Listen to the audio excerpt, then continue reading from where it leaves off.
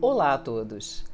A participação das mulheres na construção do pensamento científico é tão antiga quanto o princípio da ciência. Eis aqui alguns exemplos. Merité Ptah, a primeira médica registrada no mundo, 2700 a.C., no Antigo Egito. A Glaunice, a primeira mulher astrônoma, século 12 a 9 a.C., na Grécia. Taput Belat Kalin, a primeira química, a 1200 a.C., na Babilônia. Hildegarda de Bingen, monja beneditina, naturalista, 1098-1179, na Alemanha. Maria Gaetana Agnesi, a primeira a escrever um manual de matemática em Milão, na Itália, em 1748. Émile du Châtelet, amiga de Voltaire, física e matemática, 1730, em Paris, França. Historiadores interessados em estudos sobre gênero e ciência trouxeram à tona as contribuições e realizações científicas femininas, as barreiras por elas enfrentadas e as estratégias implementadas para que seus trabalhos fossem revisados e publicados em grandes periódicos científicos.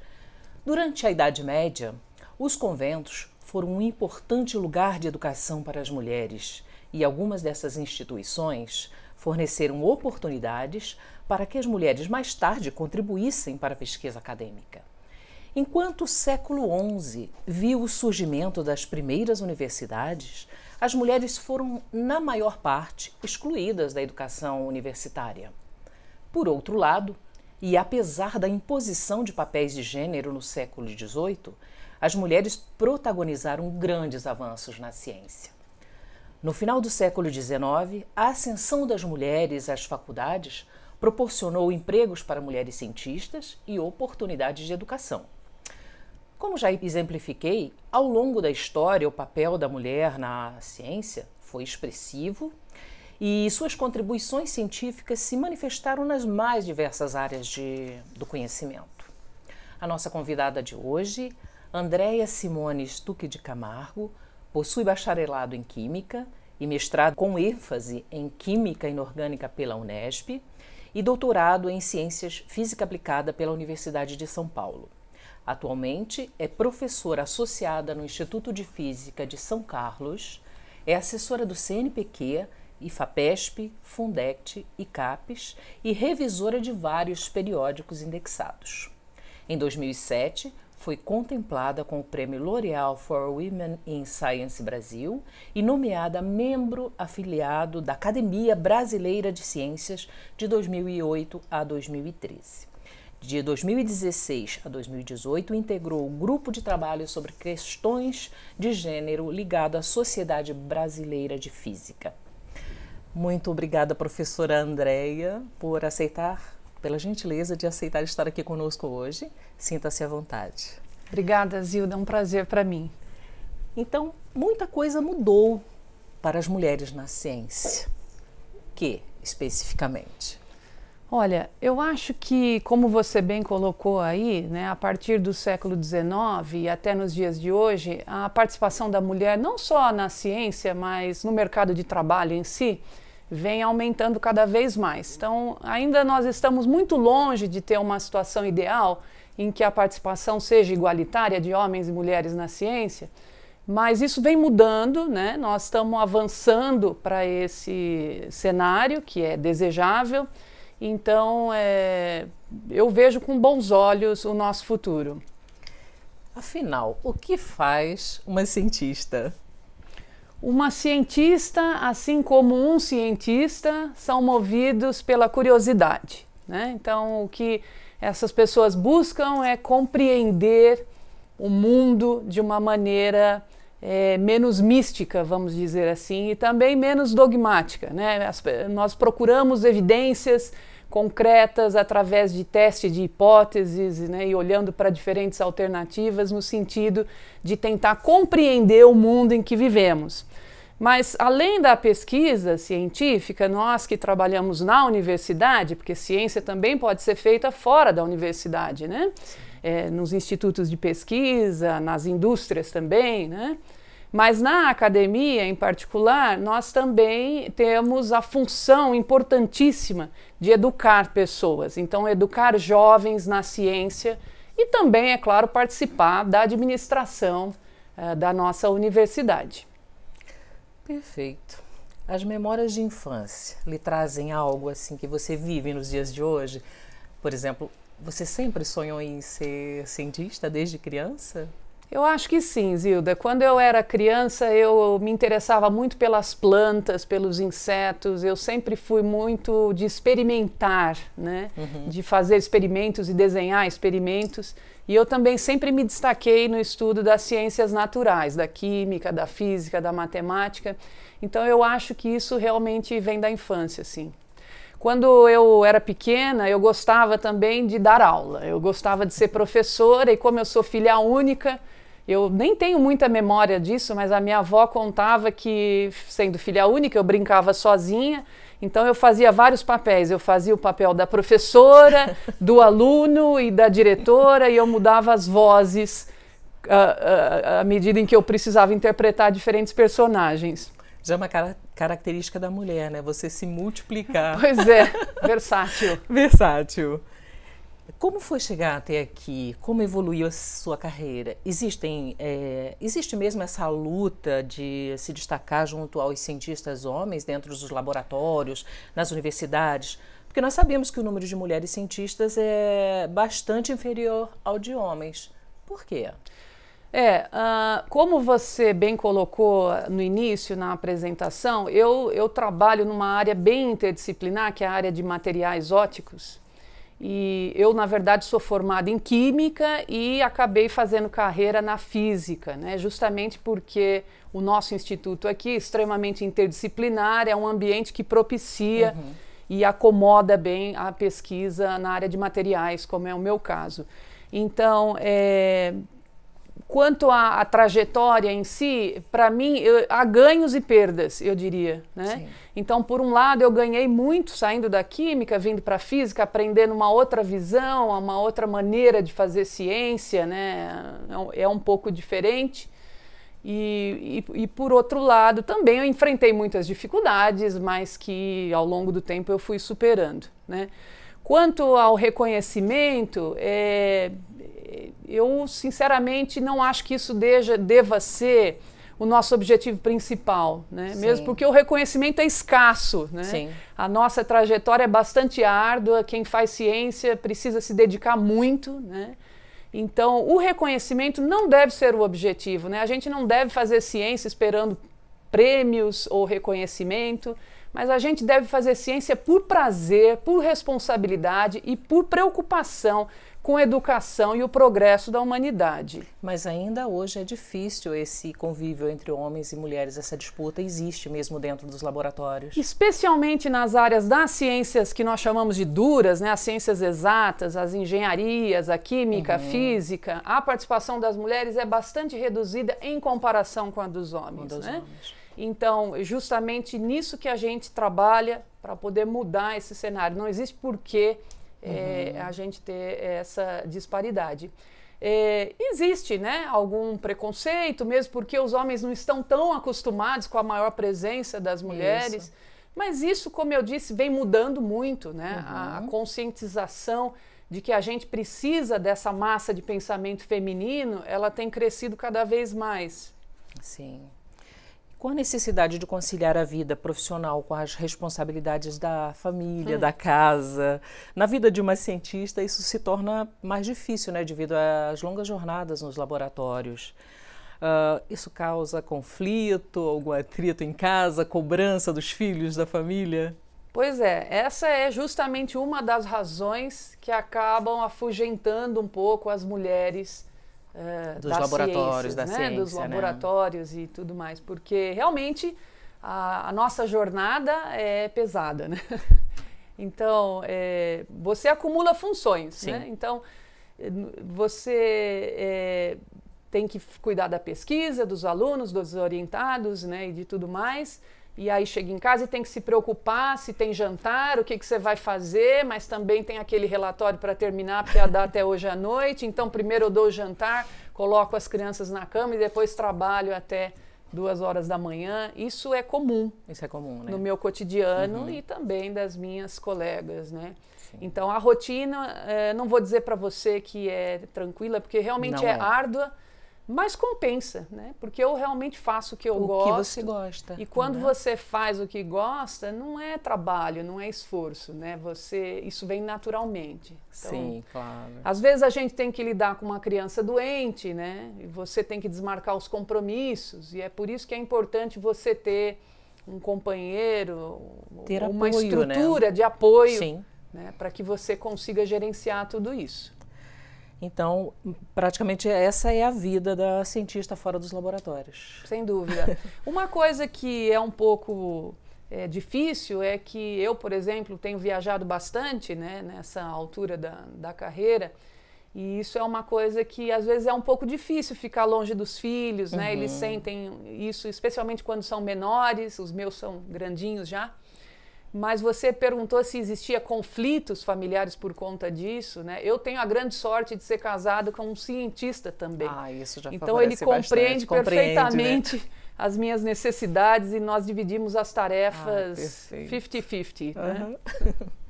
Então, sabendo de todas essas dificuldades, né, encontradas principalmente pelas mulheres, né, que tem essa tripla função, dupla função, o que te motiva a ser uma cientista reconhecida por suas pesquisas, por seu trabalho?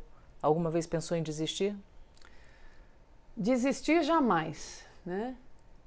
O que me motiva, como eu coloquei anteriormente, é a curiosidade. Eu realmente faço ciência pelo prazer e porque eu também acho que tenho uma responsabilidade social. Eu sempre estudei em escola pública, sempre tive acesso à educação e eu quero dar de volta essa oportunidade a outras pessoas. O que mais me motiva é participar da formação de novos profissionais, é transformar vidas, né? É dar oportunidades às pessoas. Esse é o verdadeiro reconhecimento. Sem dúvida alguma. Quanto ao reconhecimento, eu já disse para você, não é o meu objetivo principal. E se me destaco entre os meus colegas, não sei. Mas também eu cheguei a um ponto em que eu finalmente compreendo que não faz o menor sentido comparar a minha trajetória com a de colegas homens, por exemplo, porque eu, sem dúvida alguma, tenho muito mais atributos, muito mais responsabilidades que a maioria dos meus colegas homens, né? Sim, com certeza. E qual é a influência da ciência na sociedade? Quais são os impactos desse pensamento científico na nossa cultura, na cultura brasileira? Bom, o desenvolvimento da ciência está intimamente ligado ao progresso da humanidade, né? Sem ciência nós não estaríamos onde estamos e nem chegaremos a um futuro melhor. A ciência e o estudo da ciência combate a tentativa de ignorância em massa, né? O emburrecimento que algumas pessoas tentam impor à sociedade. Então, naturalmente, o impacto da ciência é enorme nas áreas da saúde, na compreensão do universo, do cérebro humano, dos avanços na área de alimentação, por exemplo, né? Enfim. Então, a ciência está intimamente relacionada ao progresso da nossa humanidade e, mais do que isso, é a ciência que vai garantir a nossa sobrevivência nesse planeta, né? Sem ciência e educação, nós não teremos condições, nós não seremos equipados a lidar com os desafios que nós vamos enfrentar, né? Inclusive na área da natureza, da escassez de alimentos, de água potável, né? Sim. Porque o nosso mundo está crescendo desgovernadamente, então só a ciência pode nos salvar. No seu ponto de vista, onde estão os maiores desafios da ciência para o futuro? Eu acredito que nas áreas de saúde, não só do ponto de vista fisiológico, mas também do ponto de vista emocional, né? porque todo o avanço tecnológico também gerou impactos muito grandes na saúde emocional e intelectual das pessoas. Então eu acho que um dos desafios da ciência vai ser lidar com questões humanas que nos permitam coexistir com toda a tecnologia e todo o conhecimento que nós adquirimos, né? Um outro desafio, sem dúvida, é na área de alimentação. Eu acredito muito nisso, né? Como eu já mencionei, cada vez mais nós vamos ter que ter engenharia de alimentos e engenharia de agricultura, né? Para que nós consigamos alimentar o mundo. De uma forma saudável, sem tantos agrotóxicos, sem dúvida, sem tantas, né? Tecnologia avançada mesmo, né? Baseada nos tempos atuais, qual a força motriz que move da ciência brasileira? Qual é essa força baseada nos tempos atuais? Falar de ciência brasileira nesse momento, Zilda, é quase que um martírio, né? Nós estamos passando por uma fase muito difícil. Isso, infelizmente, é uma característica do nosso Brasil, que às vezes a gente dá avanços, dá passos largos no avanço da ciência, com bons investimentos, programas realmente efetivos, né? E aí, de repente, a gente dá 2 passos para trás por conta das políticas, das crises que nós enfrentamos econômicas, né? Então, nesse momento, realmente é um pouco desmotivador falar sobre a ciência, mas nós não devemos desistir jamais, como eu já coloquei. Eu acho que nós devemos continuar investindo na educação, não só a educação científica, mas a educação de base que permita aos nossos jovens chegarem até aqui. Nós precisamos criar competência nacional, ainda que não sejamos competitivos em áreas muito tecnológicas, como, por exemplo, a minha área, que é de materiais ópticos e luminescentes. É claro que no Brasil tem muita pesquisa boa sendo feita, mas ainda não somos os maiores produtores de ciências nessas áreas, né?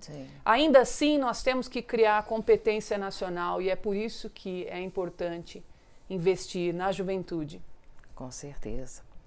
Agora, qual é a mulher que existe na pessoa que pesquisa, que questiona, na cientista? Andréia. Existem muitas mulheres. Eu me interesso por muitas coisas. Eu sou uma pessoa inquieta, na verdade. Eu gosto muito de cozinhar, né? Que maravilha! Eu gosto muito eu aprecio muito vinhos. Eu tomo bastante vinho, gosto de degustar. Eu gosto de ler. A música é extremamente presente na minha vida, né? Eu sou movida à música. E, claro, eu gosto muito da vida em família, me divirto muito junto aos meus filhos, ao meu marido, né? E, enfim, eu faço as coisas normais que qualquer mulher gosta de fazer. Então, um filme, uma música ou um livro? Um filme, uma música, um livro. Eu tenho um exemplo para todos. Eu gosto muito de cinema também, embora eu não tenha mencionado, eu gosto dos filmes do Pedro Almodóvar, do Quentin Tarantino, né? E eu gosto muito de filme de Velho Oeste, embora isso não seja muito comum, mas eu gosto bastante de Velho Oeste. Uma música, Love of My Life, do Queen. Essa é a minha música predileta, acho. E quanto aos livros, embora eu tenha muito menos tempo para ler do que eu gostaria, né, outras coisas que não sejam textos científicos, tem 2 livros que me marcaram bastante. Um deles é Médico de Homens e de Almas, que conta a história de São Lucas, daí vem o nome do meu segundo filho, de 9 anos. É um livro que me tocou profundamente, né? Porque esse livro ele dá um exemplo de perseverança, de confiança, mesmo naquilo que você não pode tocar e não pode ver, né? A história de São Lucas realmente é muito linda. E um outro livro que me impactou é O Amor nos Tempos de Cólera, né? Porque esse livro dá um exemplo de resiliência, né? É um amor assim, também de perseverança, né?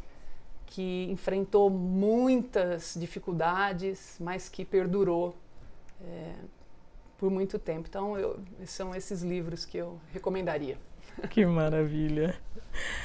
Agora, Andréia, o que você gostaria de dizer para as meninas, jovens mulheres, que aspiram uma carreira científica? Ótimo que você tenha tocado nesse ponto, Zilda, porque é um assunto que me interessa bastante, né? Eu tive essa experiência trabalhando junto ao grupo de gêneros gênero da SBF, e isso é uma constante. Eu procuro sempre participar ativamente, eu dou muita palestra para promoção de gênero, né? Isso, em particular para motivação da participação das meninas e jovens mulheres nas ciências exatas. E eu gostaria de dizer o seguinte, que como a gente já tem visto aí muito, né, que se diz, lugar de mulher é onde quer que ela queira estar, né? E a ciência é um desses lugares. A universidade e todos os lugares que fazem ciência também são para as mulheres. Então, o que eu gostaria de dizer para jovens meninas e mulheres é que, embora elas vão encontrar dificuldades, como eu disse, a nossa rotina é árdua, né? Os sonhos são a coisa mais preciosa que nós temos e nós devemos correr atrás deles, né? E você precisa criar condições para correr atrás dos seus sonhos. Então, a minha recomendação é para as meninas e jovens mulheres se cercarem de pessoas que as apoiem, né? Que possam ajudá-las, não pessoas que a desmotivem, que puxem-nas para baixo, né? Sim. Então, maridos, namorados, familiares, amigos, pessoas que estejam ali para apoiar, né, e ajudar a mulher a conquistar os seus sonhos. Esse é a minha mensagem. E uma outra coisa que eu acho muito importante dizer é jamais se apegar às demonstrações de preconceito, de ignorância, né? O mundo precisa ser educado para aceitar as mulheres nesses vários níveis. E cabe a nós também nos colocar, né? Não de uma maneira impositória, mas de uma maneira que a gente eduque o mundo para maior participação feminina nas várias áreas, inclusive nas ciências. Muito obrigada, Andréia, pela gentileza de estar aqui. Obrigada e nos dizer a você. Tantas coisas que todas as mulheres precisam nos dias de hoje. Nosso programa Feminino de A a Z está chegando ao final e eu gostaria de fazer uma citação de Simone de Beauvoir: que nada nos limite, que nada nos defina, que nada nos sujeite, que a liberdade seja a nossa própria substância. Até o próximo programa.